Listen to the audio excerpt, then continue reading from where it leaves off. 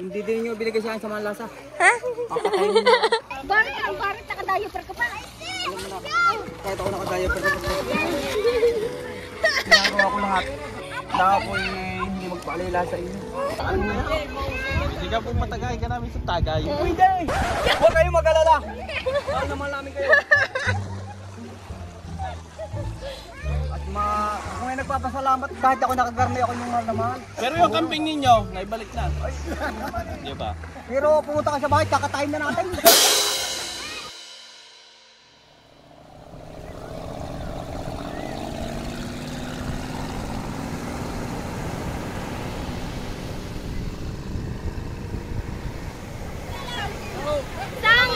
Premyo dito.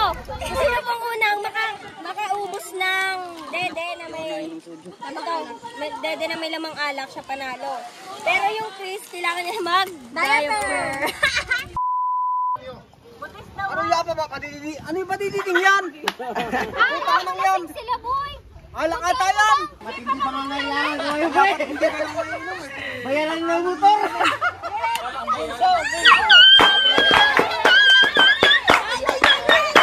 Ako ay isang model doon sa Ermita.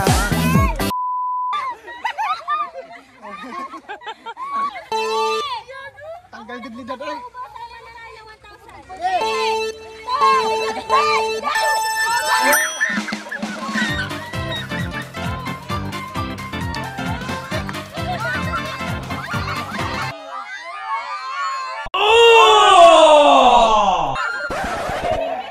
Hirap talaga ng buhay, no?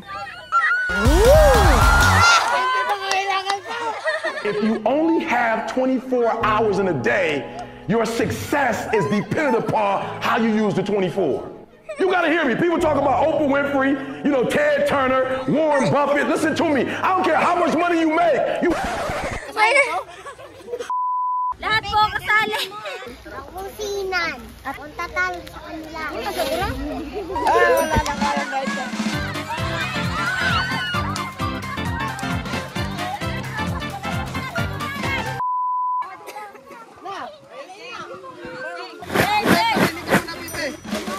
Hey, kiligin mo lang!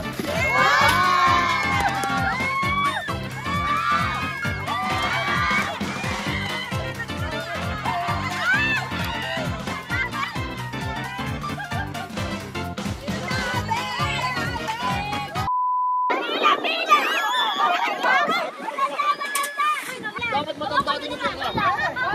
Ito gagamitin. Paglapat ng pera dito.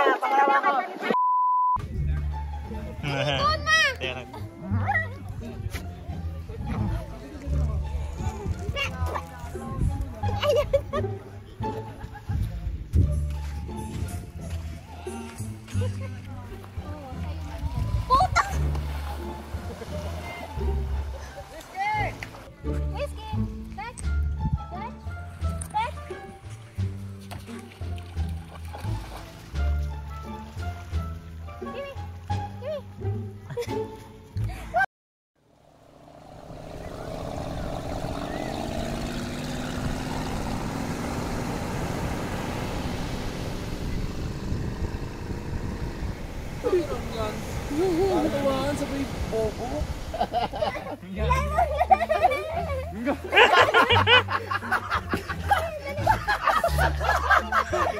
Oh, huwag kang gagalaw! Kasalukuyan pong may binurol dito na patay. Ayan po.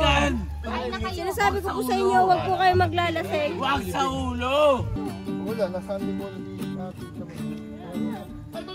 Minsan nabubuo yung pagkakaibigan sa mga taong hindi naman natin kilala o hindi malapit sa atin.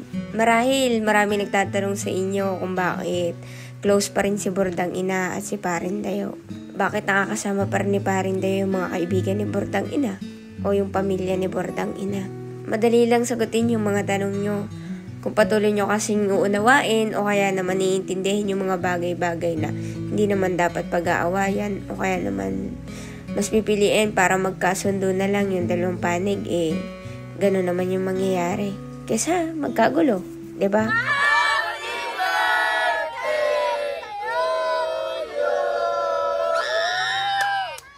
Uulitin ko lang sa inyo ng paulit-ulit. Kahit anong sabihin niyo sa pamilya ko, basta alam kong masaya kami at magkasundo yung partido ng stepfather ko at tatay ko, wala nang sasaya doon, kundi respetuhin na lang yung bawat isa at bawat desisyon.